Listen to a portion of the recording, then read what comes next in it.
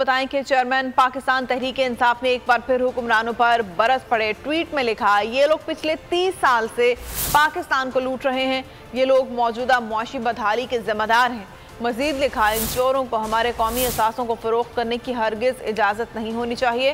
कौम इन पर अपने कौमी असासों के लिए कभी एतमाद नहीं करेगी। इमरान खान ने ट्वीट किया है और इस ट्वीट में वो मौजूदा हुक्मरानों पर बरस पड़े। ट्वीट में लिखा है कि पिछले 30 साल से पाकिस्तान को लूटा जा रहा है। ये लोग मौजूदा मुआशी बदहाली के जिम्मेदार हैं।